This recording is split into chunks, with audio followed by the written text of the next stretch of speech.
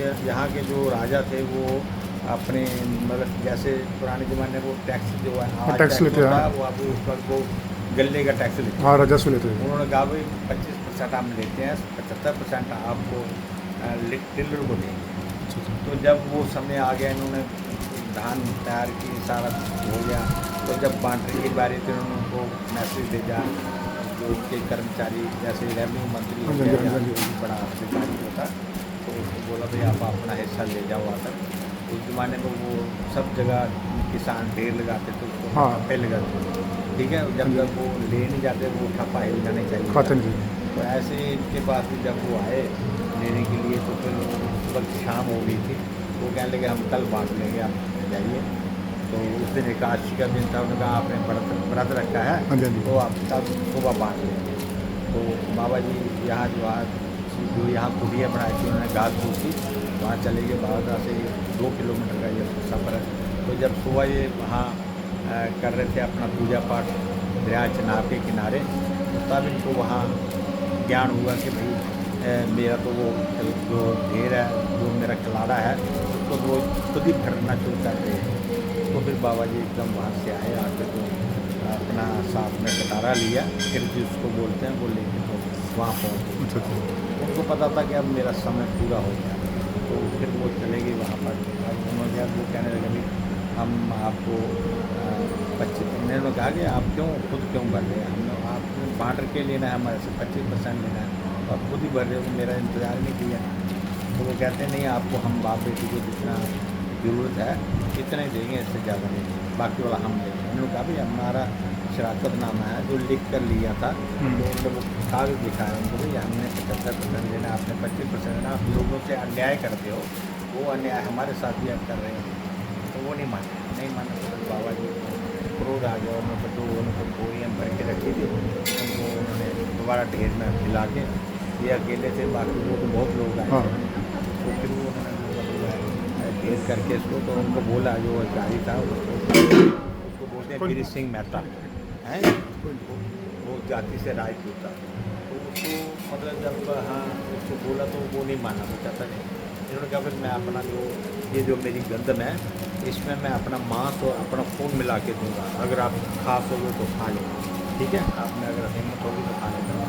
फिर वो समझा उसने कि ये ब्राह्मण जो है हमें, बाबा जी ब्राह्मण जाति से ब्राह्मण थे ना, तो फिर उन्होंने समझा कि ये हमें डरा रहा, धमका रहा है, ये मरेगा तो नहीं।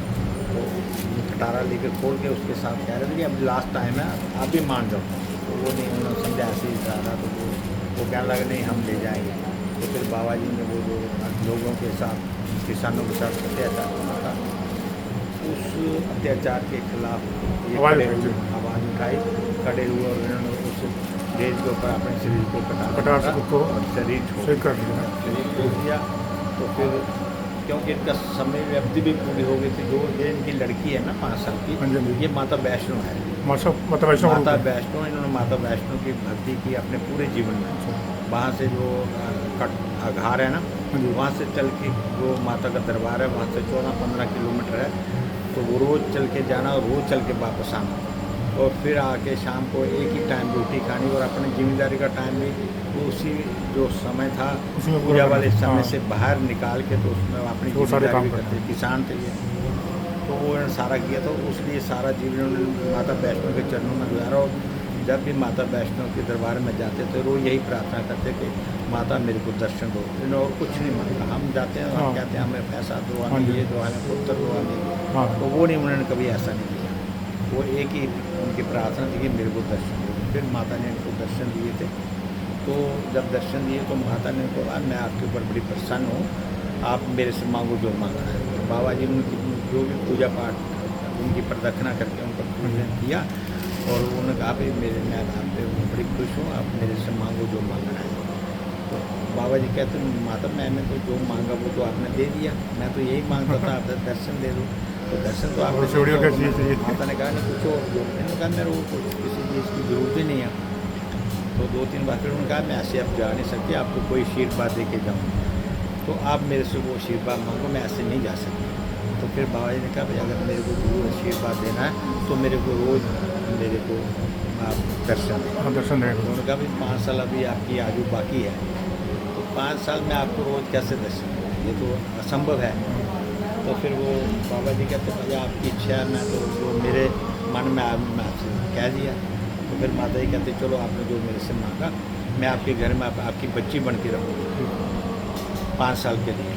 जब आप 5 साल के बाद शरीर छोड़ोगे मैं भी आपके साथ ही शरीर छोड़ूँगी। तो फिर वो 5 साल माता वैष्णो के साथ रही। तो वही जो मैं बता रहा माता था कि वैष्णो 1 साल के- लास्ट वाला जब रह गया, इनके जो चाचा जात के भाई थे ना साथ, वो इनसे बड़ा द्वेष करते थे, वो इनको परेशान करते थे, मतलब ऐसे ही लड़ाई झगड़ा हाँ, लड़ाई खड़ा झगड़ा। करते थे।